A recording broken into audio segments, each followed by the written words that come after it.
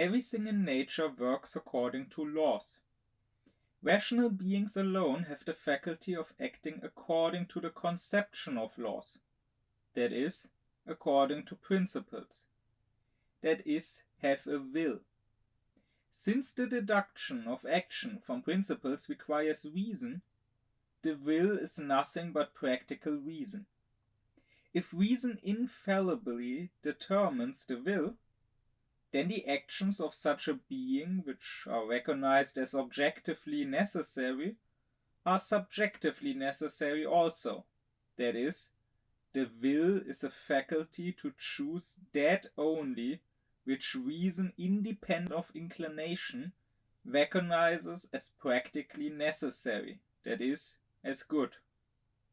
But if reason of itself does not sufficiently determine the will, if the latter is subject also to subjective conditions, particular driving springs, which do not always coincide with the objective conditions, in a word, if the will does not in itself completely accord with reason, which is actually the case with man, then the actions which objectively are recognized as necessary are subjectively contingent, and the determination of such a will according to objective laws is obligation, that is to say, the relation of the objective laws to a will that is not solely good is conceived as the determination of the will of a rational being by principles of reason, but which the will from its nature does not of necessity follow. Immanuel Kant. Kant is known for having written three main works, the three critiques: the critique of pure reason, the critique of the power of judgment, and the critique of practical reason. And as I already discussed in previous lectures, to him the human mind, or in modern terms we could maybe use the word psyche, has three faculties which correspond to these three critiques. There is the faculty of cognition, there is the feeling, which is always a feeling of pleasure or displeasure, and lastly there is the faculty of desiring. And you could say that in his three critiques he examines those three faculties as they relate to our intellectual capacity, and asks if and how we can make synthetic judgments a priori in relation to those three faculties. And I have now spent this year so far, the last weeks, the last 2 months, talking in length about what Kant has to say about the feeling, what he has to say about pleasure and pain in general, and then in particular about the pleasure we take in the beautiful and the sublime. Before that, I spent several months talking about what Kant has to say about cognition, how cognition works, how experience works, what are the boundaries of our cognition. So now what is left for me is talking about Kant's practical philosophy. So his philosophy in relation to this faculty of desiring. And I want to start this off in this lecture with first talking about this faculty of desiring and what Kant has to say about it in general. First off, he defines it as a capacity of our representations to have their own sort of causality and to cause the object of themselves, of those representations. So what does he mean by that? What he means can be understood when you remember, I addressed that in previous lectures, that in the language of 18th century philosophy, representation is sort of the umbrella term for anything going on in our mind or in our psyche. So a thought is a representation, but so is a perception. A feeling is a representation. A desire is a representation. So you could, in a way, say that the mind in general is a faculty of representations. And now those three faculties of the mind, they are different because they deal with representations in different ways. The faculty of cognition is just a faculty of having representations. Now those could be sensual representations, so ones where I'm receptive, where I'm somehow affected by things, and that causes me to have a certain representation, like the representations of colors or of tastes or of sounds or whatever that are caused by objects in the world. Or they could be intellectual representations. They could be representations where I'm spontaneous, where I'm self-active, where I myself cause this representation. Concepts, ideas, so thoughts in general, which are not directly caused by objects affecting me, but by me. But in either case, I have a representation, and the question, insofar as mere cognition is concerned, the question is just how this representation relates to its object.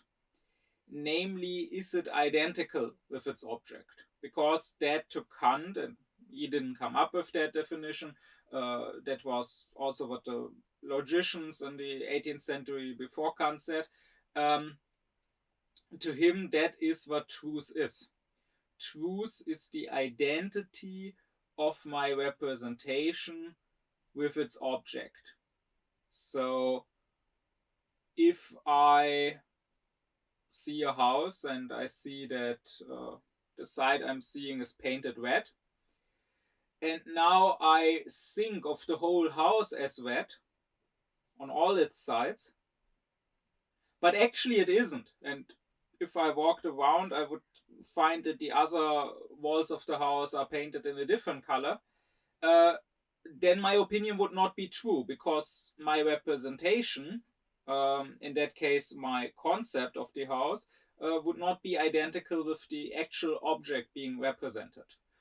But if I think of the house and imagine the house the way it actually is, then my representation is identical with its object, and therefore what I think is true. When it comes to the feeling, on the other hand, a feeling to Kant was a representation which is not just neutral, and which is not so much related to its object. It doesn't teach me anything about the object as such, but rather it is related to me, the subject. And a feeling is a representation that causes me to want to either keep this representation or get rid of it, which would be the difference between pleasure and pain. So a pleasurable representation, be it a certain taste or a certain smell or whatever, is one that makes me want to keep having that representation. While a not pleasurable representation, one that causes me displeasure, is one that makes me want to get rid of it. Like a disgusting taste makes me want to spit the thing I'm eating out and maybe rinse my mouth with water or whatever, so that I don't taste this anymore. Well, and lastly, to get back to the faculty of desiring, here it is not just the representation that I want to keep or get rid of. Because when it comes to the mere feeling, I don't care about the object. I only care about the representation. To be sure, in many cases I can only keep or get rid of the representation and thereby of the feeling through acting. So I can only have a good taste when I actually bite into what tastes good, and I can only get rid of the bad taste when I spit it out or whatever. But there are feelings of pleasure and displeasure that are not directly related to an action, right? So I could have a bad feeling. For example, I could have nightmares, um, which is not related to an actual real object. And so I don't get rid of that bad feeling. I don't get rid of my nightmares by doing an action out there in the world and removing an object. So that's why the feeling is certainly related to the desiring. And when we desire something, according to Kant, it is always related to pleasure and to displeasure. I cannot want something without also feeling a pleasure at getting it and feeling a certain, even if mild, displeasure at not getting it. But still, it's not the same, because while the feeling is completely related to me as the subject, the desiring is once again, just like cognition, related to objects. But this time it is, of course, not about cognizing objects, about merely understanding objects or merely recognizing that they are there, but it is about actually, in a way, bringing forth objects. Because again, his definition is that when it comes to the faculty of desiring, it is a form of causality that any creature with such a faculty has. Not just human beings have a faculty of desiring, but also a pure intellectual being like God would have one, but also a merely sensual being like the animals have a faculty of desiring.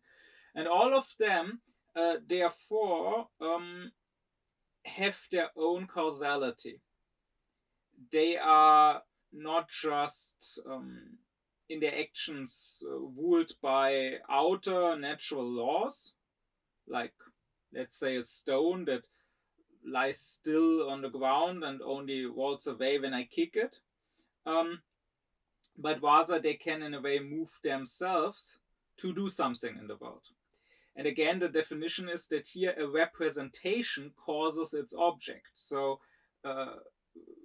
let's say there already is a house and I see it.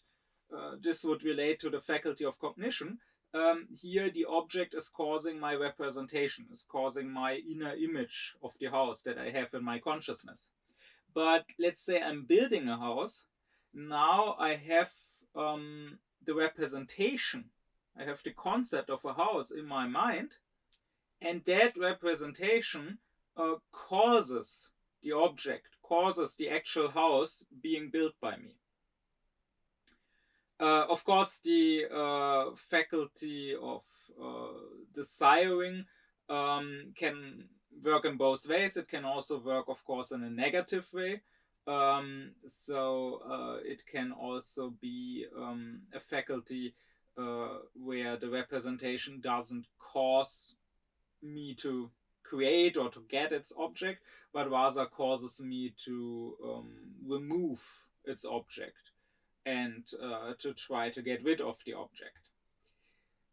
But that would be the general definition. If you think about it, there seems to be one sort of desire that goes against that definition. And that is what Kant calls the wish. Because a wish seems to be a desire that doesn't cause its object. Now, it's important that by wish, Kant doesn't mean just anything that we want. If you desire something which you could realistically get and accomplish, even if it may take some time or even if it may be challenging, and now that desire causes you to actually do that challenging and time-consuming work to get what you want, that's not a wish. but rather Kant reserves the word wish for pointless desires, for desires that we can't realize, like wishing to be immortal, or wishing, if it's a rainy day, that the sun would shine, or wishing to change the past, to change something that you did wrong, or to bring back a dead loved one, or whatever. Only those kinds of desires that really don't cause an action, where the representation really doesn't bring forth its object, only those Kant calls wishes. And the fact that we are able to wish seems to go against Kant's definition of the faculty of desiring as a causality of the representation which brings forth its object. But to that, Kant says, well, yes, that's exactly why it is pointless to have such wishes. He says that they are to the faculty of desiring what the prejudice is to the faculty of cognition. Namely, they both are their respective faculty in contradiction with itself. And Kant would say that the wishes, they are always sort of unnatural desires, usually caused by civilization. So a normal, natural human being, like the savage, like the child, has desires. For example, they get hungry, or they get sleepy, or whatever. But they don't yet have pointless wishes. It is the man of civilization who wishes to be rich, for example, who wishes he had a big mansion in Dubai, or who wishes he was driving a Lamborghini, or whatever. Those are not real, not natural desires. Like, the savage would not understand why you need those things. He would say, what's better about having them than not having them? Maybe he would want, for example, clothes to keep him warm, but he wouldn't understand why certain clothes, just because they have a brand, just because there's some brand symbol printed on them, are somehow better to have than others. So this is really an ill of civilization, and this is really a mark of being unaufklärt, not thinking, not judging for yourself, but rather letting your society, your peers, commercials, social media, or whatever influence you, and make you want things that you don't really want, that you don't really need. That is also why Kant would say, when it comes to happiness, that in order to be happy, to achieve true happiness and be content with your life, you don't need your wishes fulfilled. Sure, you are unhappy as long as you have unfulfilled wishes, but the solution to that is not to try and fulfill your wishes, but rather to just get rid of them, to just stop wishing for such things. That's not the same for natural desires. Kant is not a proponent of, complete asceticism. And he's not a proponent of what he calls the virtue of monks.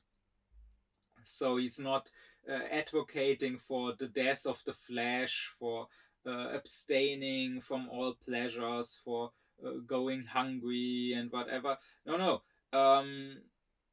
You can fulfill your natural desires if it's done in moral ways. And he would say that, sure, when your natural desires are not fulfilled, for example, when you go hungry, that's an actual issue with your happiness. That would make you less happy, and that is not a desire you can just stop having and thereby be happy despite an empty stomach. No, Here, in order to achieve happiness, you do need what you actually desire. But when it comes to those wishes, again, you don't get happy by fulfilling them. Rather, you get happy much more simply by simply aufkläring yourself and getting rid of those wishes.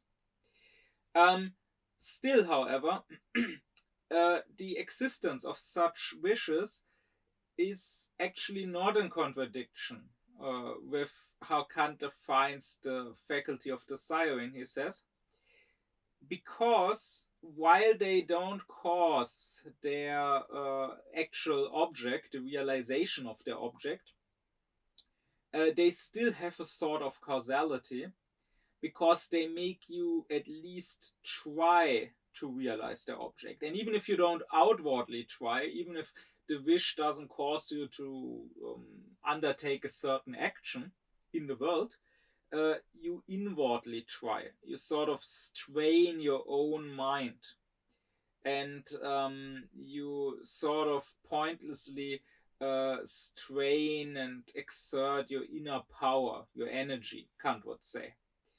Um, this is what we would call longing. When you long for something, um, it really weakens your powers, Kant would say, and that is also a proof that it actually makes you active, even if just inwardly. It actually exerts your powers. Otherwise, it could not weaken them. It is as if you get ready to do something, but at the same time, you don't actually do something because you can't do something to achieve your wish. And that's precisely why it's so dangerous, Kant would say, because it weakens you, it sort of eats you up. Um, this endless longing for something that you can't get. It takes away from your energy. And therefore, it's not an actual causality of your representation, but still it sort of tries to be a causality. And Kant would say that this is not completely pointless. To him, it's very important that everything in nature is purposive. That's a core belief of Kant's, and you can't really understand his assessments, for example, of human nature, without always keeping that in mind. I will talk more about that belief when I get to what Kant says about natural science, and particularly when I will talk in a lecture about his teleology. For now, it's enough to just know that to him everything is purposive. There's nothing in nature that is just bad and pointless and shouldn't be there, but rather there's a sense to everything in our nature. And that means that there must be a sense to our ability to have pointless wishes too. And Kant says, indeed, there is, because we don't always know what we are capable of or what we can't do. So, if we would only desire things which we already know we can achieve, then we would barely do anything. Like, humans would never have built balloons or zeppelins or planes, because they would have thought it's impossible to fly, and therefore they would just not have had that wish. Only because we can want the seemingly impossible and we can try to achieve it, can we also find out that actually it wasn't impossible, right? While otherwise, even the most small, most mundane, most daily actions, like lifting something heavy up, maybe there's an object that if I just look at it, I'm not sure if I could lift it or if it's too heavy for me. Well, if I don't at least try, I will never find out, right? Or maybe someone who wants to run a marathon. maybe they don't know before if they will be able to do it. But if that kept them from even trying, then they would never find out. So in general, it is a good thing, Kant would say, that we are able to desire things which are not realistic, or at least which we don't know if they are realistic, because only then can we try. Otherwise, our natural laziness, and Kant believes that everything in nature is lazy. Again, I will address this further when I get to what Kant says about natural science, and also when I get to Kant's concept of Aufklärung. But he believes that everything is first by its nature lazy, and we need to put in effort, we need to put in energy to sort of get up and do something. So if we could not desire something despite not being sure if we can achieve it or not, we would basically live like a sloth. So in general, disability does have its place in human nature, but it would be better to not have pointless wishes and to not let them become endless longing. So when I want something, I should get up and try to get it. But when that doesn't work, when I realize I can't achieve this thing, I should not keep forever wishing for it, but rather I should ask myself, do I really need this to be happy? Or couldn't I also be just as happy as I would be through fulfilling that wish by simply letting go of that?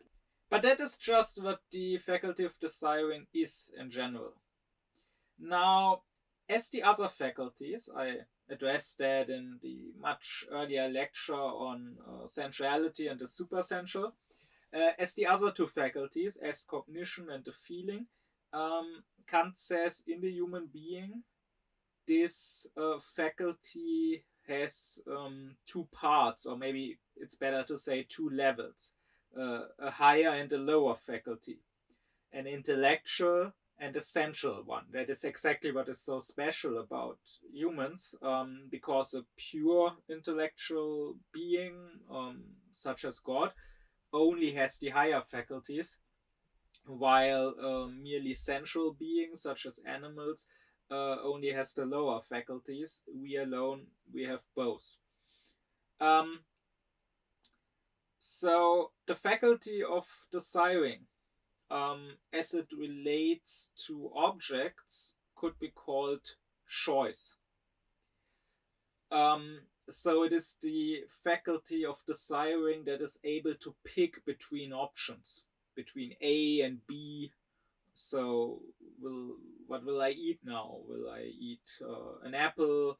Will I eat an orange? Will I eat chocolate or whatever? That is determined by my choice. The word that Kant uses here in German is Willkür, and usually willkürlich, that would be the adjective. Willkürlich is translated into English as arbitrary. So Willkür would be the arbitrariness. And indeed, that is the correct translation, because Kant has this thing where behind the important terms in German, he puts in brackets Latin translations, and his translation for Willkür is arbitrium, which is exactly where the English word arbitrary comes from.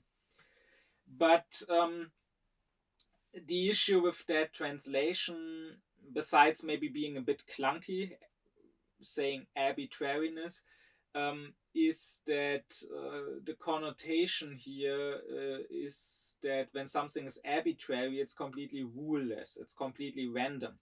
And that's not what Kant means when he says Willkür. Actually, in today's German, the word Willkür also has this connotation, so that's a problem for the modern reader. But no, what Kant means again is the ability to choose between various options, between various objects. If you dissect the word willkür, it has two parts. The first, will, basically the same as in English, the will, wanting something. And then the second part, kür, that's an old word for choice. It actually has the same root as the English word choice. So the will choice, that which we choose. So willkür is the faculty of desiring in relation to objects, picking out of various options we may have. And therefore, it is the faculty of desiring insofar as it relates to sensuality. Because various options, various objects to pick from, we do have in the sensual world. That is why it makes sense to say that sensual beings who have a faculty of desiring do have willkür, that is, they do have choice. Humans have choice, animals have choice. But it doesn't make sense so much for a pure intellectual being. It would be a rather primitive concept of God to think that God has choice, arbitrary choice, that God chooses between options. Like, for example, imagining that there is an infinite number of possible worlds that God could have chosen to create, and he arbitrarily chose to create this one. Or imagining that God could give completely arbitrary commandments to us, like for example, he may have commanded human beings to pray 5 times a day, as the Mohammedans say. But maybe he could also have commanded them to pray 6 times, or to pray only 1 time if he had chosen. That doesn't make much sense. God has will, which is the higher faculty of cognition. I will get to the will later on. But it doesn't make much sense to say that he has this faculty of choice. Kant is not always quite consistent here. He does say at some point that God has pure choice, arbitrium purum in Latin, but that would basically be the will. In general, this faculty of choice relates to the sensual world. And now what is important here is that in the sensual world, Kant would say everything is under a law, and everything is determined by a law. So nothing completely random, nothing completely coincidental, nothing completely contingent can be in this sensual world. I discussed that in the earlier lecture on the schematism and the principles. That is one of the principles according to which we have to judge the world, Kant says, the principle of causality. We cannot help, because otherwise we would not be able to have experience. Otherwise we would just have disconnected, random, chaotic perceptions. We can only have experience by assuming that everything that happens because there was a cause that preceded it. So in that sense, a choice is always caused by something. So it is precisely not arbitrary in the modern word of the modern sense of the word. It is not something that happened to happen like this, but could also have happened in the complete opposite way, that is completely random. But no, the choice is determined. what is the choice determined by? It is determined by a spring or a driving spring. Again, it's a matter of translation. The German word here is Triebfeder, and Trieb means drive or driving, and Feder is the spring in like the spring in a machine. So a Triebfeder is usually a word used for something that drives a machine. But we can also use it in a more metaphorical sense to describe, for example, a motive that someone has. That's his Triebfeder that drives him to act in this way. The Latin translation that Kant uses here is elater animi, but he usually says in German Triebfeder. And I tried to look up how it's usually translated into English. There seems to be no consistency between different translations of Kant. It seems that sometimes it's translated as incentive, which I guess is fine. You could translate it like that. Sometimes it seems to be translated as motive, which is definitely not fine, because, as I will explain shortly, there are two kinds of Triebfedern to Kant, and motives are one of them, but there's also another kind. So you can't use motive for the umbrella term. I will go with the literal translation and call it a driving spring. So what Kant says is that when a choice is made, the choice is always determined by a driving spring. So, for example, you don't choose to just randomly eat. You probably choose to eat because you are hungry or you have an appetite. And also, if you have several options to choose for your food, let's say you choose the chocolate over the apple, you probably do that because it tastes better to you. Or let's say you choose the apple over the chocolate because you think this is more healthy. Whatever may be the driving spring, there always is a driving spring. The choice is not completely random and without a driving spring. Otherwise, it would not be a choice. This is important for Kant's concept of freedom. I will talk more extensively about freedom in its own lecture coming soon. But to him, freedom does not mean that your choice is not determined. It doesn't mean that your choice does not depend on a driving spring. That would not be a free choice. It would just be a completely random choice, like God makes a coin toss and that determines what you do. No, you are never free of a driving spring, but rather freedom depends on what your driving spring is, because there are two different kinds of possible driving springs. Because, as I already said, our faculty of desiring has two levels, the lower sensual one and the higher intellectual one. So we do have a sensual choice, Kant says, or in Latin, the arbitrium sensitivum. And that means that our driving springs can be what Kant calls a drive, or also a cause of movement or moving cause.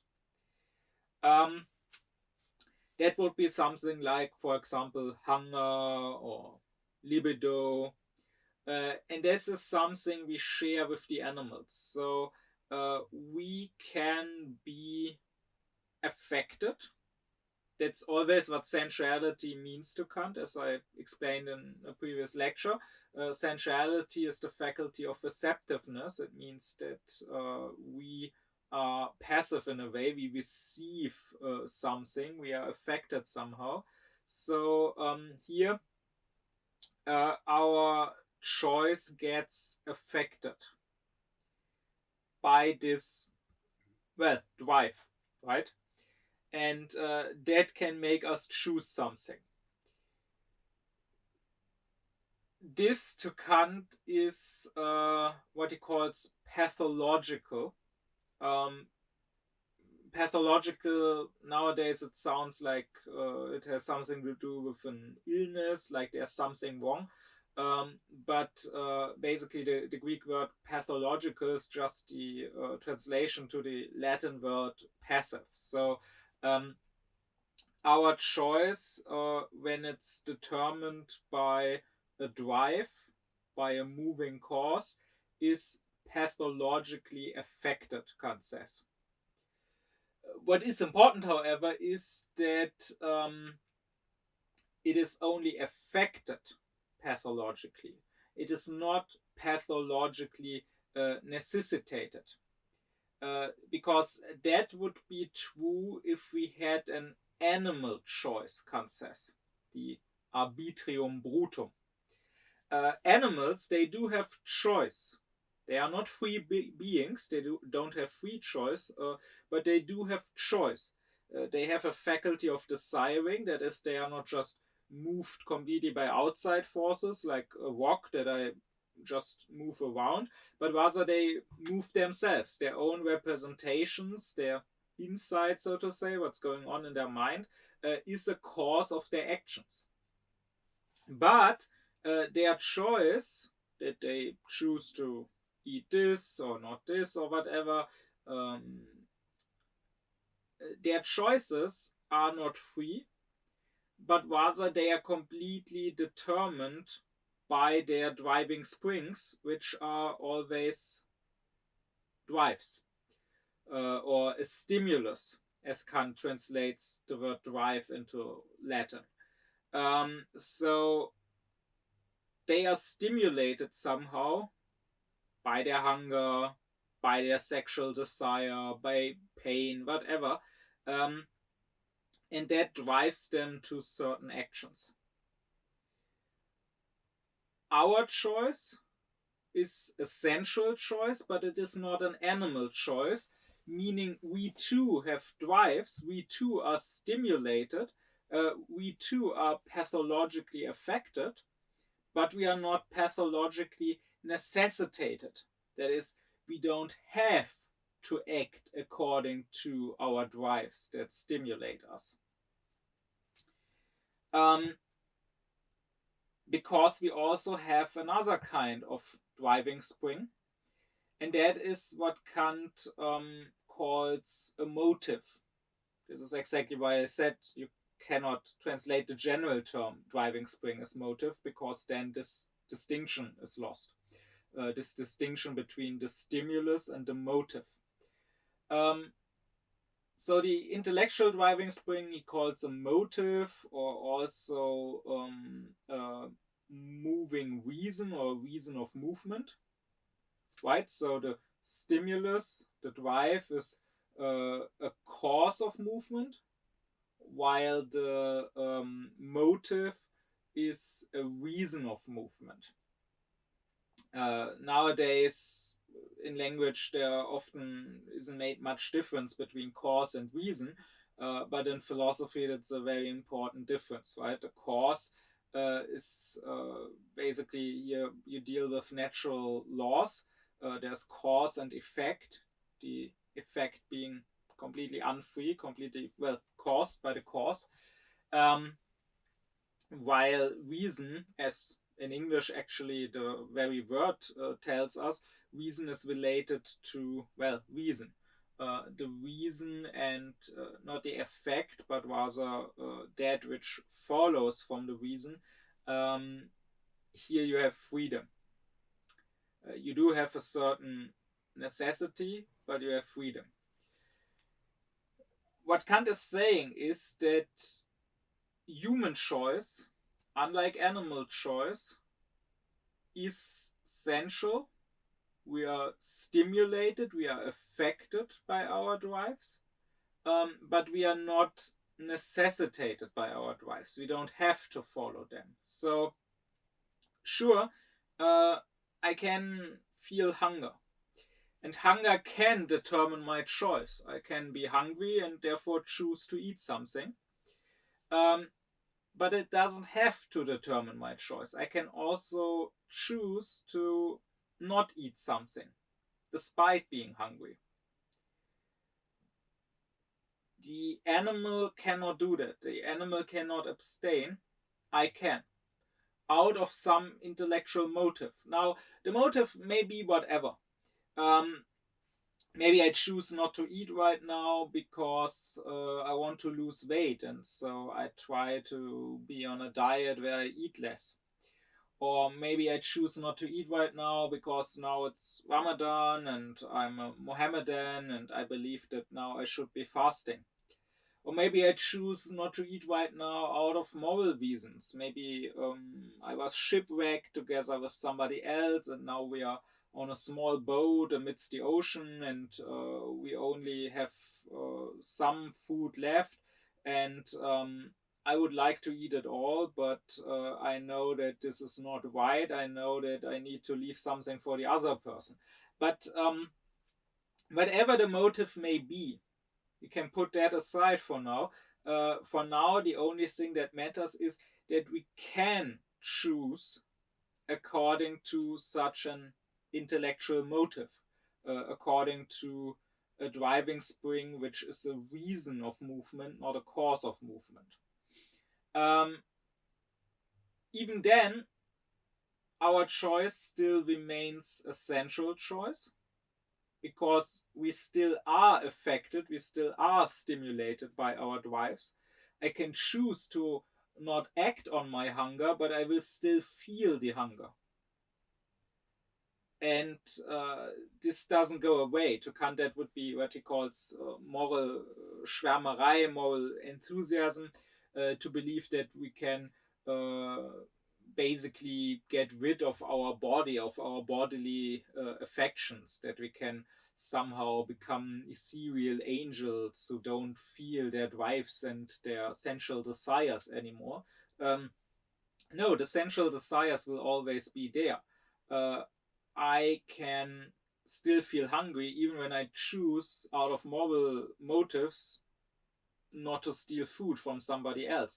I can still be horny even when I make the moral choice to not rape somebody. But the point is that I do have this ability to act on motives and not just on a stimulus. So, unlike the animal, once again, this doesn't pathologically necessitate me, even though it keeps pathologically affecting me. I can act, I can let my choices be determined through those drives, but I don't have to. And that is what to Kant freedom means, at least in the negative sense. Positive freedom, and again I will get to that in a future lecture, positive freedom is autonomy, is giving ourselves our own law. But the condition of positive freedom being possible is that there's negative freedom. I can only give myself my own law if I am not necessarily bound by another law. And that would be the law of nature. So this is negative freedom, the fact that we are not forced to follow our drives, to follow that which stimulates us. The fact that, like animals, we do have a sensual choice. Our choices can be determined by our drives, but unlike animals, they don't have to be. That is freedom. But again, freedom is not having no driving spring at all. A motive is also a driving spring. It is just an intellectual driving spring. So it is a driving spring that is based on a concept, on something I think. I already earlier made a lecture about what is the intellect, and it is the faculty of concepts, the faculty of thinking certain general rules. And that is needed when I am to act according to a motive. Like let's say you take a certain medicine because you are sick and you know this medicine will heal you, but the medicine tastes really disgusting. In this case, um, your drive, your pathological drive that stimulates you, would make you choose to not drink that medicine. While your intellectual motive, you want to get healthy again, and you have a concept of this medicine, that despite the taste, there's a general rule that this medicine heals this sickness that you have. That's why you take that medicine. An animal, because it has no intellect, because it doesn't act according to motives, is not able to do this, right? Anyone who owns an animal and that animal was sick at some point will know that. You cannot make the animal understand that it has to take this disgusting tasting medicine, right? You have to maybe force the animal by holding it and forcing its mouth open and forcing the medicine in, or maybe you have to trick the animal by giving the animal a treat and wrapping the medicine, wrapping the pill in the treat. So again, the animal is only completely determined by its drives. It cannot choose to act according to a motive instead of according to a drive. We as humans can, because we are we are free in this negative sense. Only when we act according to motives and not drives, only then can our acting be called practical, Kant says, as opposed to pathological. Because only then are we active instead of just passively being driven by our drives. And this brings me to the will, because the will is the higher faculty of the siren, the intellectual faculty of the siren. So when my actions are not being caused by a drive, but when their reason is rather a motive, then the will plays a role here. And to Kant, the will is just reason, but in this case it's not theoretical, it's not speculative reason, but rather it is practical reason. So anything that is true about reason in general, and I already discussed reason in its own lecture, where I looked at reason more from the side of theory, but everything that is true about reason in general is therefore also true about practical reason, about the will. Namely, reason is a purely intellectual faculty. Reason, as Kant says, is not related directly to sensuality. So when it comes to the faculty of cognition, there I said that it is our intellect, our faculty of concepts, which relates directly to sensuality. The intellect brings unity into our sensuality, into what would otherwise be chaotic perceptions. The intellect with its concepts can understand sensuality, can make sense of it, can understand this, what I'm seeing here is a dog, this is a cat, this is a bird, and so on. Reason, as a sort of higher intellect, doesn't directly relate to sensuality, but rather it relates to the intellect, and thereby has a mediated relation to sensuality also. Like the intellect brings unity into sensuality, the reason as a faculty of principles, of first fundamental laws, brings unity into the intellect, into our thinking with its rules. Well, the same is true here in the practical when it comes to the faculty of desiring. Choice is the faculty which relates directly to sensuality. Choice makes me pick specific sensual objects. The will, that is practical reason, does not directly relate to objects. So, in Kant's terminology, it would be wrong to say, oh, it is my will to have this or that. It is my will, for example, to eat this apple, or it is my will to buy this car, or whatever. No, Kant would say that is not a matter of will, that is a matter of choice. Rather, the will is only indirectly, only mediately related to sensuality, because directly it is related to choice. It brings unity into our choices. It is therefore a merely formal faculty. So choice is material, choice is about what we do, while the will is formal, it is about how we do something. It is, as Kant says, a faculty of purposes. So, what is my purpose? Why do I do a certain action? What is, again, the motive behind it?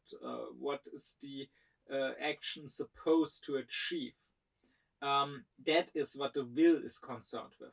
You could say that choice is the faculty which picks specific actions, and the will is a sort of higher choice, just like reason, theoretical reason is a sort of higher intellect, which picks not certain actions, but which picks the reasons why we would pick certain actions.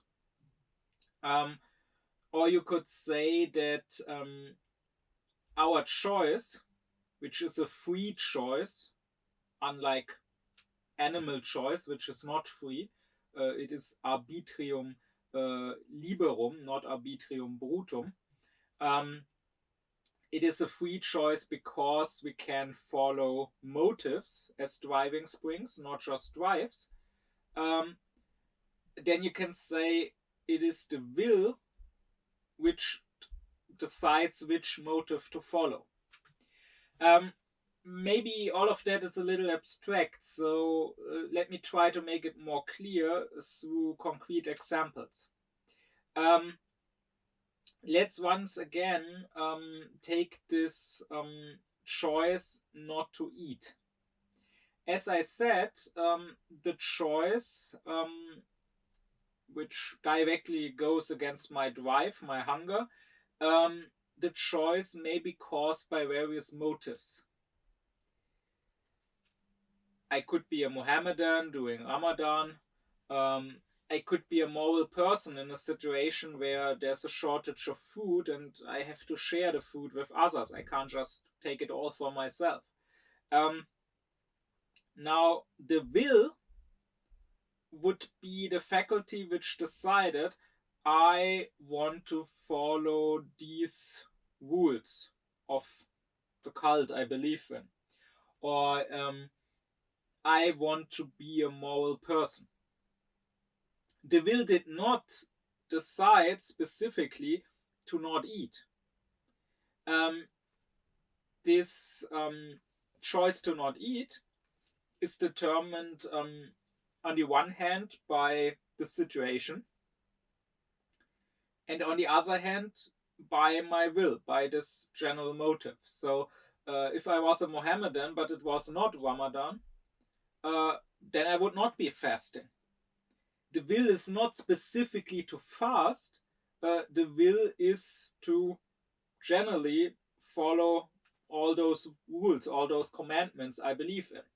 Likewise, if I was a moral person, and there was no shortage of food, others had enough and weren't starving, then I would also eat myself.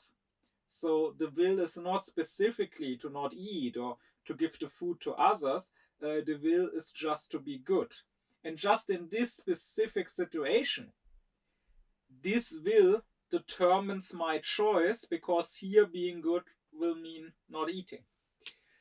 Likewise, the very same will in other situations may be a reason of completely different actions.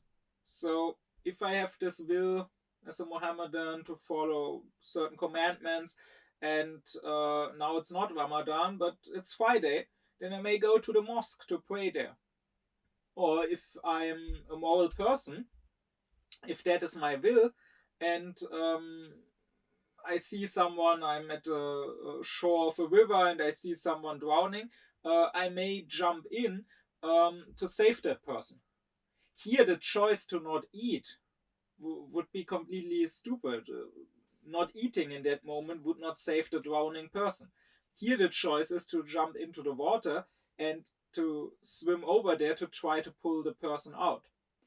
So the choices are completely different and have nothing in common, but the will behind them, I want to do what is good, I want to follow the moral law, I want to have regard or reverence for humanity, that is always the same. So in that way, will is not about a specific choice. Will is about a general law according to which I will make my choices. It is again not material, not about the content of my specific actions, but rather about the form of my actions. You could say that through choice I choose a specific action, and through will I decide what shall be the general way, the general manner of my acting, of my conduct. To once again take the free choice of humans, free of drives, but free of drives not in the sense that the drives aren't there or that we can rid of the drives, but in the sense that the drives don't necessarily determine us. Again, we are still pathologically affected by them, but not pathologically necessitated by them. The free choice of humans, when we once again compare it with animal choice, which is not free, when you have two animals, let's say, to make it more obvious, let's take primitive animals that are not very closely related to humans. Let's take two flies. When the flies meet and copulate with one another, with Kant, we could say they choose to have sex with one another. They weren't forced by some outside force, like when I mesh two stones together, but rather they themselves chose it. But it was not a free choice. They had to do it because their instinct was the driving spring that drove them to it. So they didn't have a will to have sex here, or in general to do something. They just made this choice based on a drive. As a side note, in this time, philosophy, not just Kant, but especially Kant, also after him Fichte, also before him the Leibniz-Wolffian school, like Wolff himself and then Wolff's successor Baumgarten, they tried very much to have a coherent terminology and to really know what they were talking about. This is what Kant would call the German thoroughness that he credits Wolff with having walked into Germany.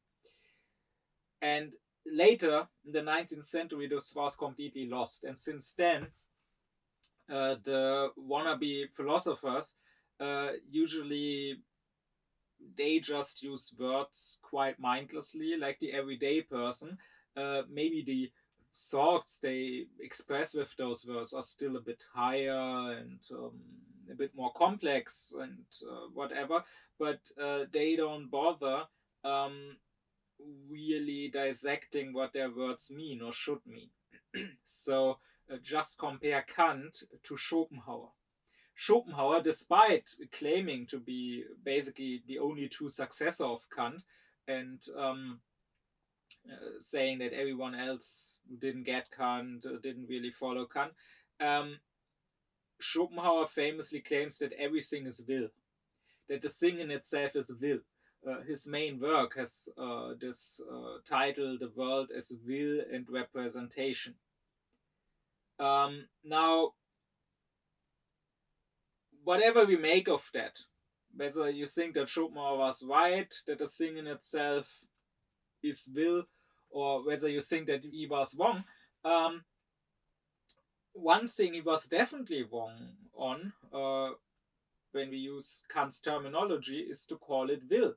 Because what Schopenhauer says is that this thing in itself is some blind force that is basically at the roots of everything, not just humans, but also animals, even inanimate objects, even forces of nature like gravity. All of that he describes as will, and he stresses that this will is not free. It just blindly wants and blindly drives ahead. Even if that is a correct description of the true nature of reality, it is not correct to call that will. Will is practical reason. And Schopenhauer is an irrationalist. He denies that there is such a thing as reason. He denies that reason can be practical. So that means he should deny that there is will. He should have called this thing in itself not will, but a drive. This blind, mindless, driving, unfree force is clearly a drive and not a will. Now, after Schopenhauer, Nietzsche picks that up and also talks about everything being will, but instead of Schopenhauer, he doesn't talk about will in general, but rather the will to power more specifically. Here too, you could say it's more of a drive to power than an actual will. But Nietzsche can be excused for two reasons. First, unlike Schopenhauer, he didn't study Kant extensively. And unlike Schopenhauer, he doesn't claim to really be the true successor of Kant and to walk in his footsteps. And secondly, when he talks about the will to power, it's less a claim about metaphysical reality, and it's more of an aesthetical reality that this principle has. But that's just a side note to point out the way philosophy has gone since the 19th century, going from precision and from really carefully considering the terms you use to basically picking up everyday language like the average people speak it. But anyways, to Kant, this will, this practical reason, that is the higher faculty of desiring. At some point he also calls free choice the higher faculty of desiring. I mean, that is true in a negative sense because, again, when he says free choice, he means it is free negatively. It is not determined by, or it doesn't have to be determined by the sensual drives. What else determines it then? Intellectual motives, which are picked by the will. So in a way, free choice is the will. So in that sense, you could call both of them the higher faculty of desiring. You could also explain it in that way that if you go back to my lecture on the apperception and the self-consciousness, I explained that to Kant, the human being can be considered in two ways. There is the homo phenomenon, which is the sensual human being, the specific sensual individual, like me, Jonathan Löwer, or like you. And then there is the homo noumenon, so the super sensual human being, the human being considered as a rational being, as such, as a thing in itself of sorts. You could say that choice and making material choices, picking a specific content of your action, that is the faculty of desiring of the homo phenomenon, while you could say that the will, the formal intellectual faculty of desiring, picking not specific material actions, but just the form according to which all my actions shall be undertaken, that is the faculty of desiring of the homo noumenon. What also maybe is helpful is a threefold distinction that Kant makes in his last writings, in his Opus Posthumum, the last unfinished work, but the work on which he worked several years, and the notes fill 2 entire volumes. He didn't get to finish it, but here you often find him describing all doings in the world in 3 ways. So first there is affecting, or having an effect, and that is the most general term. That doesn't necessarily require a faculty of desiring. Inanimate things can also have an effect. Like, for example, a magnet can have an effect, can pull iron objects towards itself.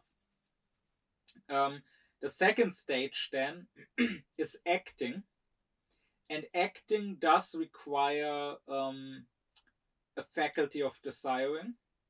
So acting is a certain way of a thing having an effect where it itself causes this effect out of its own representations, where it chooses to have that effect. So acting is something that humans do, but also that animals do. When a lion hunts, when a lion kills a gazelle or whatever, that to Kant is an action, because it was an act of choice, even if it was not an act of free choice. And then the third is operating. If a choice is taken with a certain purpose, and in relation to that purpose, in order to achieve that purpose, if a choice is taken consciously, that is, if the choice is not just determined by a blind drive, but rather the driving spring behind that action is a motive. So if the action is has a reason in the will, then that is an operation. It's not just a mere effect, it's not just a mere action, but it is a conscious operation. And here I want to remind you that to Kant, again, I discussed that in the lecture, what is reason? To Kant, reason is the faculty of principles, so of first reasons. Reason is a faculty of justification. I explained there that to Kant, being reasonable, being rational, means being able to justify. When it comes to the theoretical, to cognition, it means being able to justify your opinions, being able to give a reason why you think that this is true or this is not true. And well, when it comes to the practical, when it comes to action, being rational means being able to justify your actions, because they are not mere actions, they are operations. So justify here is not necessarily meant in a moral sense yet. Just in general, your action is a rational one if you can explain the why you did that. And that is said more than might be immediately obvious. Because if you think about it, that's actually something that is quite rare. People often undertake actions, they are not mere effects, they are actions, they are picked, they are chosen, but they are not really free actions. We are not really acting rationally here, we are not really operating. You can see that best in, let's say, more primitive people who very obviously follow their drives and affects. Let's take people who get horny when they see someone they find attractive. Let's take when, for example, a man whistles after a woman on the street or a cat calls her. Clearly, that is not a rational action. Because if I ask that man, why are you doing that? Like, what is the purpose of that action? What are you hoping here to achieve? I mean, does he think that if he whistles or catcalls after an attractive woman, she will turn around and say, "Oh, that turned me on, being catcalled. Let's go to your place and have sex."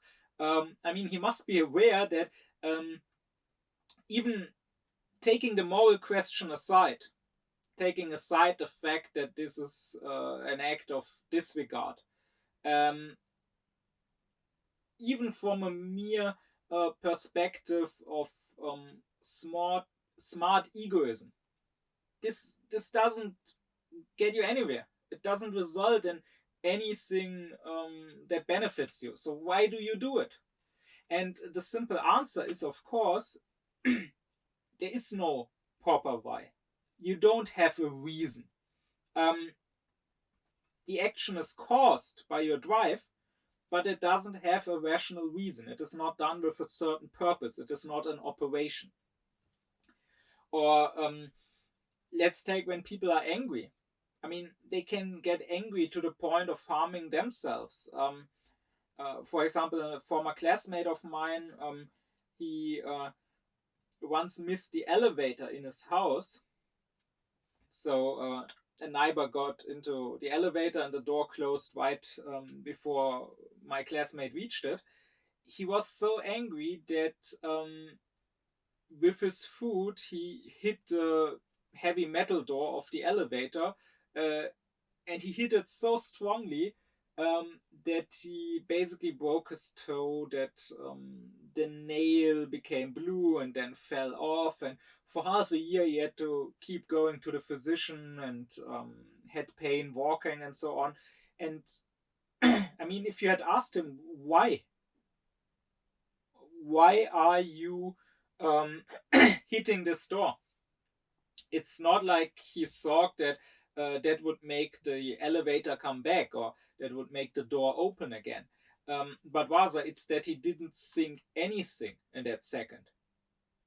It wasn't a rational thinking process of, oh, I'm now doing X and that will lead to Y. I'm now hitting the door and that will somehow benefit me. But rather, his anger just took over and just made him act in that way without thinking.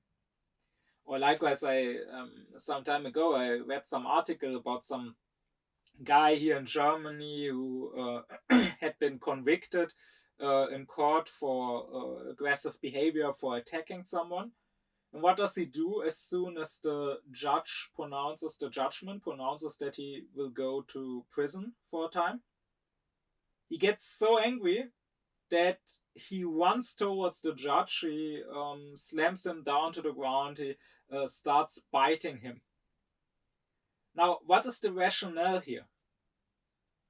Did this guy think, oh, if I attack the judge, if I bite the judge, he will change his judgment? He will say, oh, you are innocent after all, you won't have to go to prison? No, of course, the opposite is going to happen. I will just get a new sentence. I will probably stay in prison even longer. But the thing is, of course, that he didn't think at all.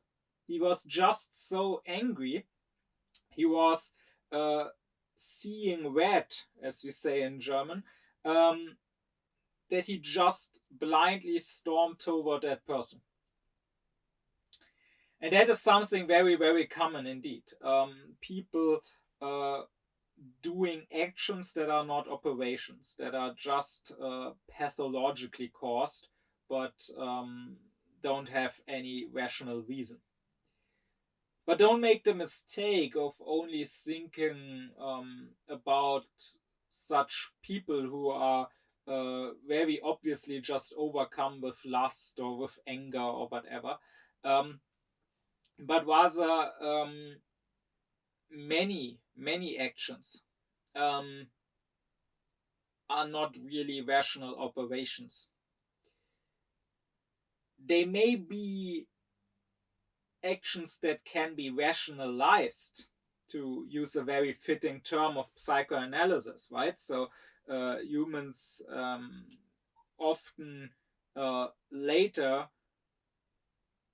make up a rational reason for something which wasn't done for that reason, which actually wasn't rational, to pretend, not so much to others, but to themselves, that it is rational. So often when you ask somebody, why do you do this action, you may actually get an answer, but it's not really true, even if the person in that moment may think that it is. I would say that many people go through basically their whole lives, for years, for decades, go about their daily business, acting, choosing certain actions, but not really operating, not really having a clear will that determines their actions.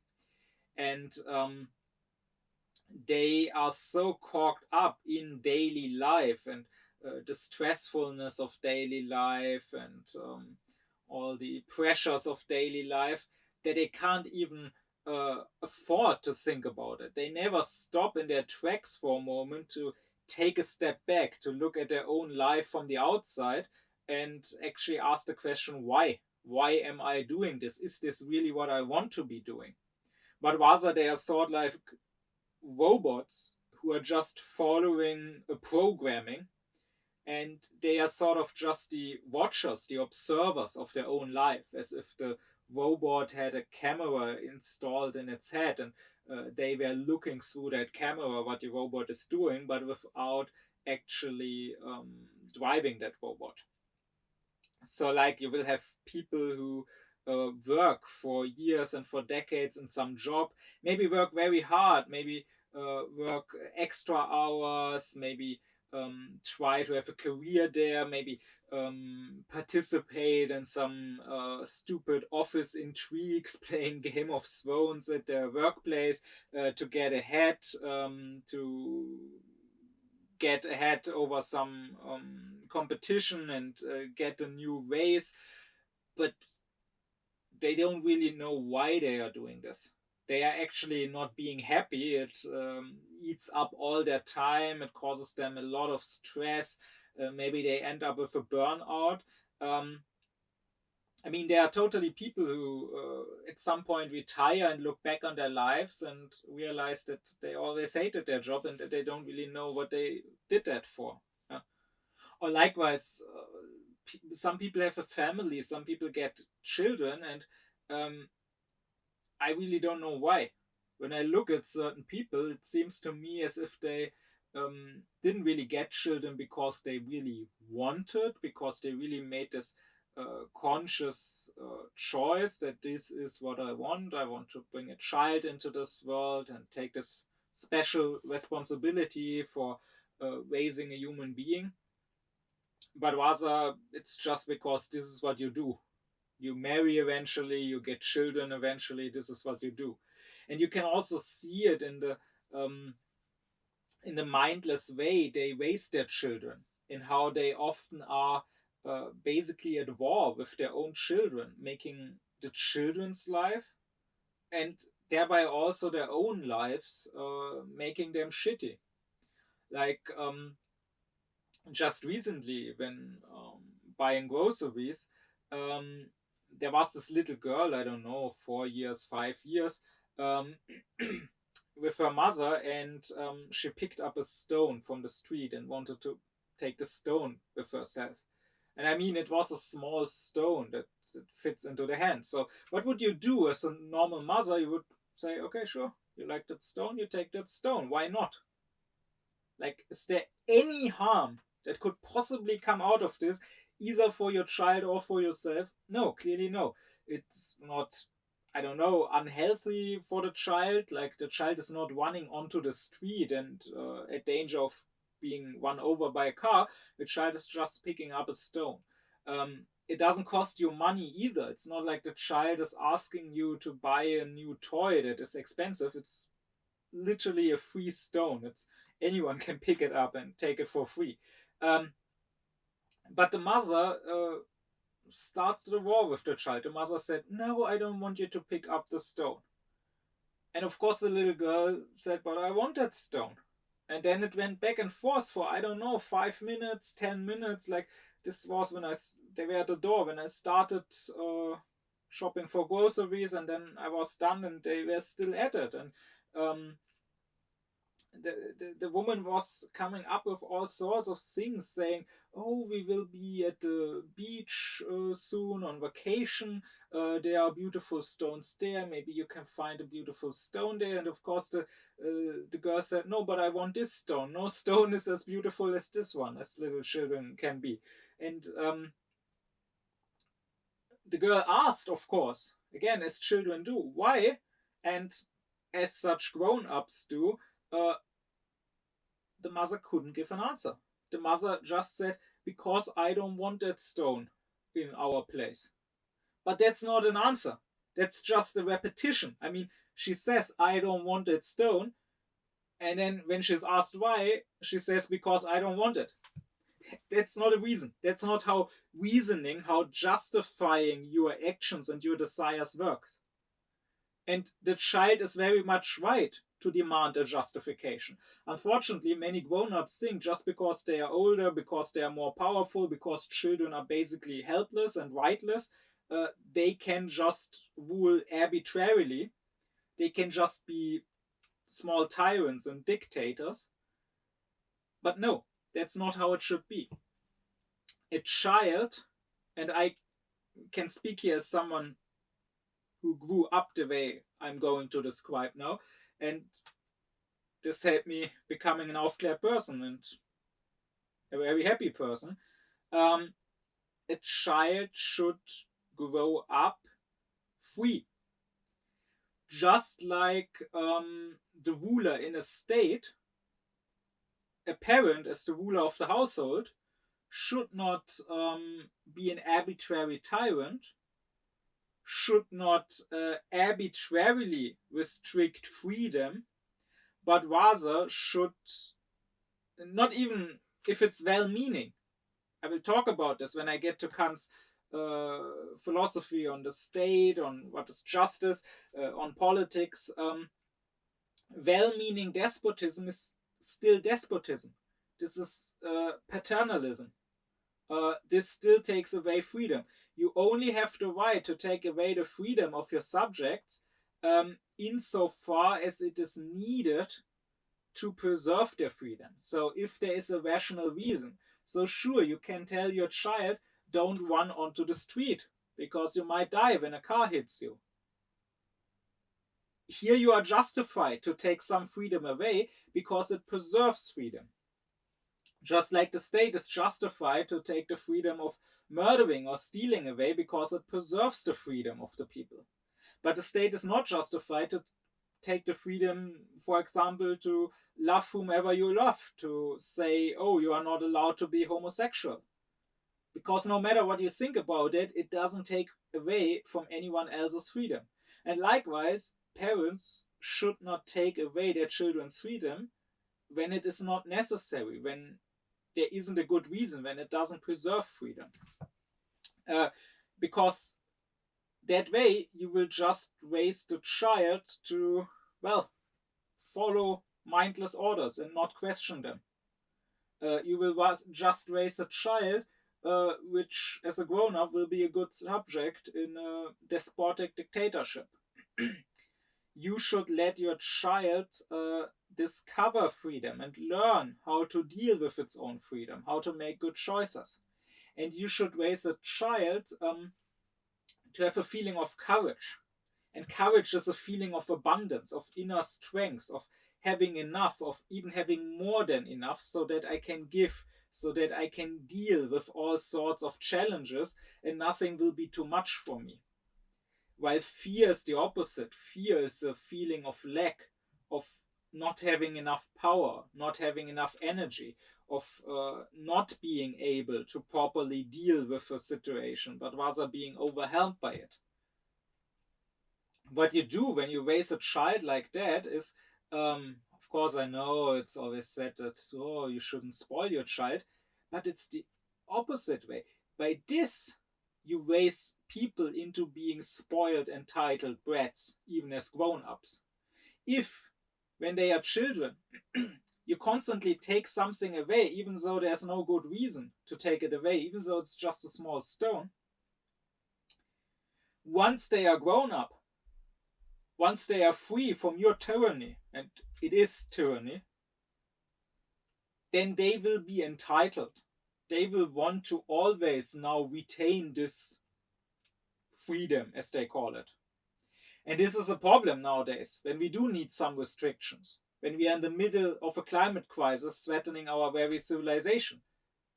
Here in Germany, the political debate for years now has been dominated by such children who never grew up, who always whine and say, no, you can't take away my flying on vacation, you can't take away my car, you can't take away my meat.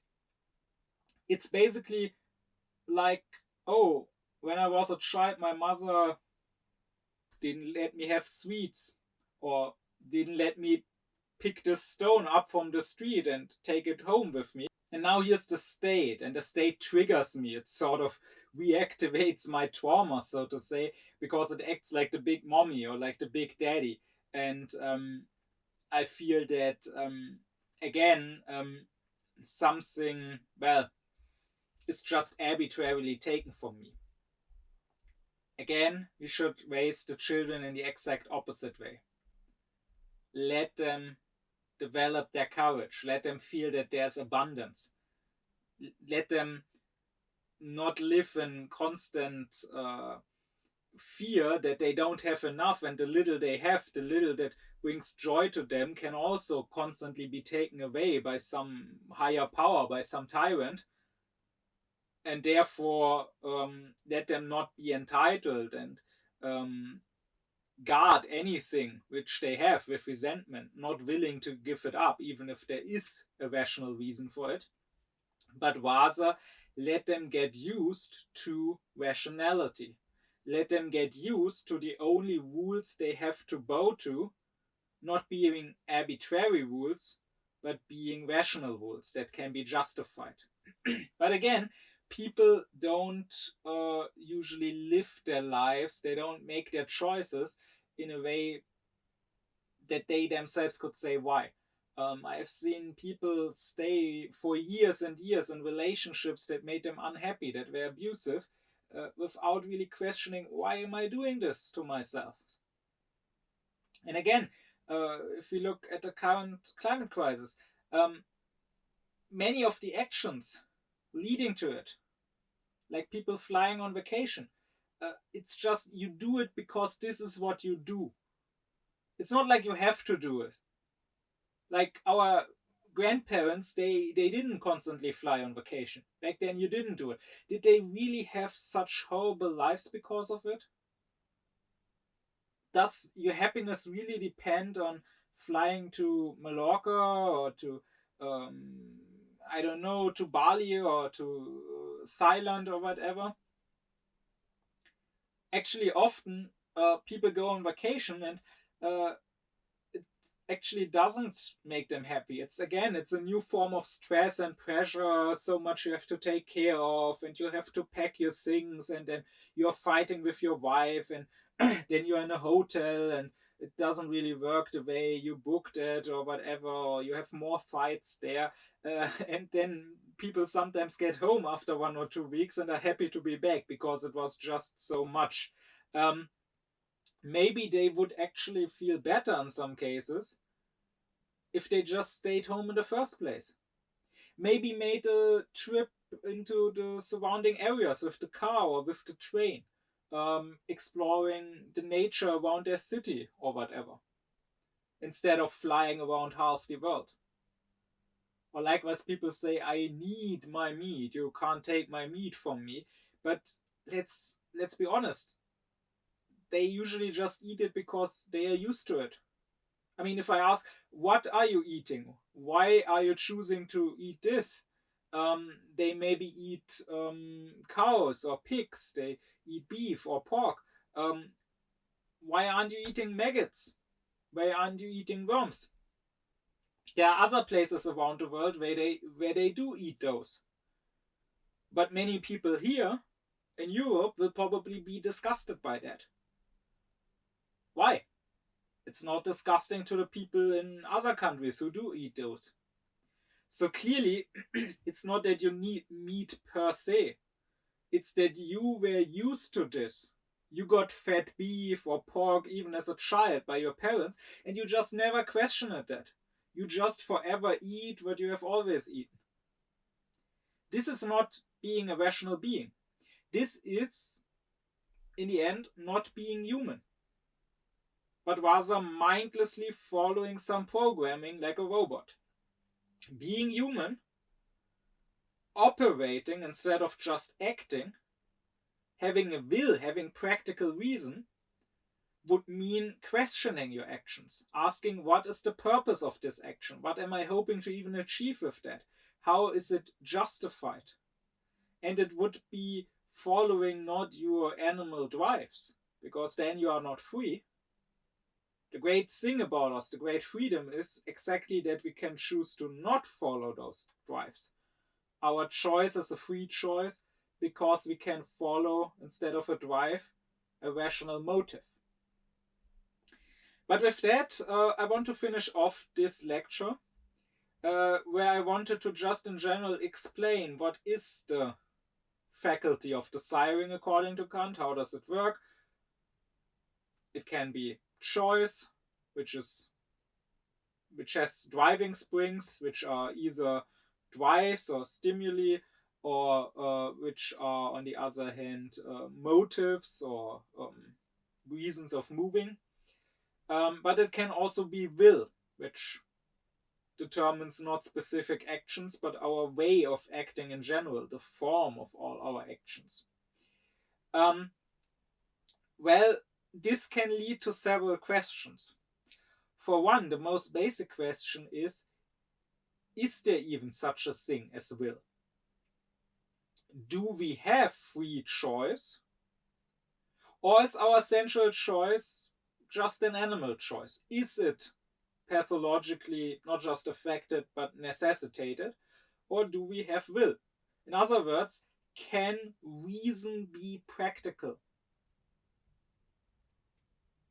That is the question that Kant asks in his critique of practical reason.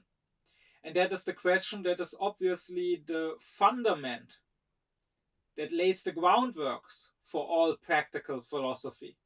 Because if you would answer that question with no, if you said there is no practical reason, we can't have a will, we basically function just like animals, then you can throw practical philosophy away right away. So just like the critique of pure reason, it's not in itself the theoretical philosophy, the metaphysics, but rather is the fundament of that. It is asking what can we even know, what are the limits of our knowledge, so the critique of practical reason is the fundament on which a practical philosophy, a metaphysics of morals, can be built, by asking, can reason and how can reason be practical? Or in other words, how are practical synthetic judgments a priori possible? Kant, of course, hasn't only written the Critique of Practical Reason.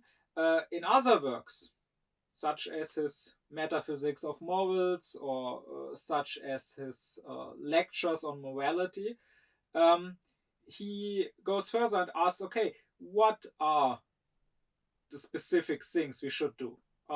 What exactly should our good will lead us to? And he talks about ethics, about individual good conduct, about virtues.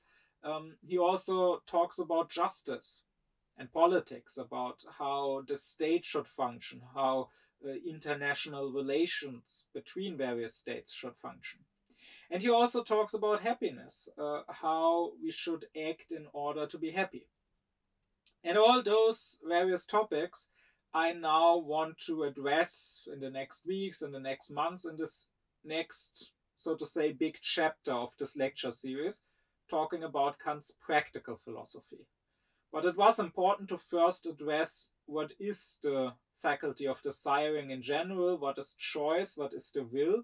And you should always keep this Kantian terminology in mind when any of these topics are discussed. My deep thanks be to my supporters, Thomas Deuringer, Gernot Klaufen, Benjamin Lehning, Oblomov, Ökobong, Samet Özkilic, Elif Özün, Yasin Özün, Alexander Reuter, Lisa Rinner, Ron Suhl, as well as to all others who support me and my Aufklären course.